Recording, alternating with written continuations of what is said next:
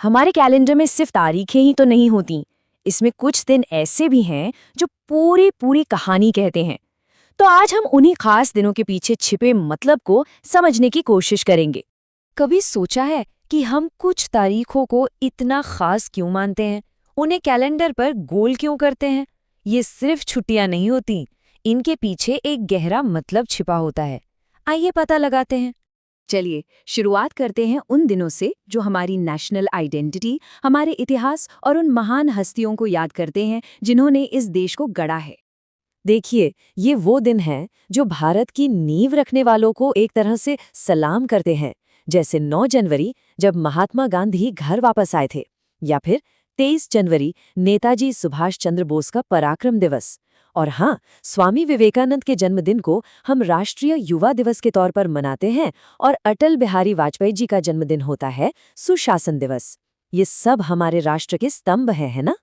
लेकिन ऐसा जरूरी नहीं कि हर खास दिन किसी इंसान से ही जुड़ा हो।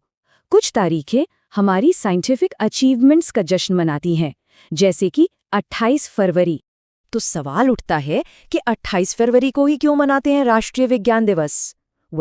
ये दिन सर सीवी रमन की उस कमाल की खोज को डेडिकेट किया गया है जिसे हम सब रमन इफेक्ट के नाम से जानते हैं। एक ऐसी खोज जिसने साइंस की दुनिया को हमेशा के लिए बदल कर रख दिया। और फिर वो तारीखें भी हैं जो हमें हमारे आर्म्ड फोर्सेस के शौर्य और बलिदान की याद दिलाती हैं।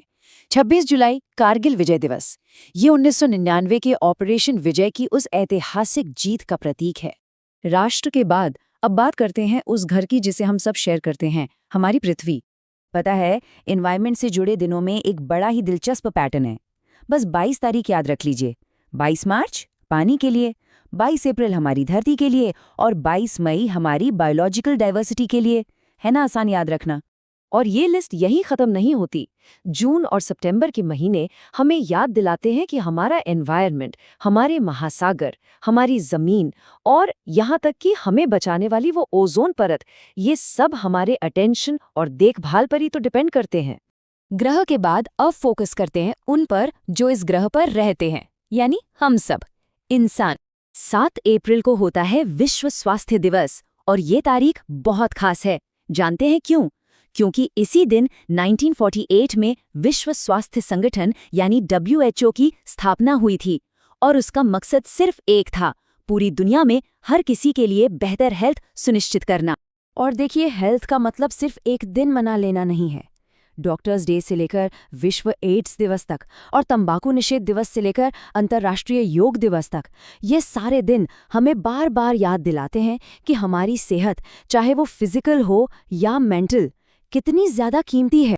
अच्छा, यहाँ एक आम कंफ्यूजन है जिसे दूर करना जरूरी है। युवा दिवस 2 हैं। एक है 12 जनवरी, जो भारत में स्वामी विवेकानंद के जन्मदिन पर मनाया जाता है, ये है राष्ट्रीय युवा दिवस। और दूसरा है 12 अगस्त, ये अंतर्राष्ट्रीय युवा दिवस है, जो दुनिया भर के युवाओं के मुद्दों पर ध्यान खींचने के लिए है।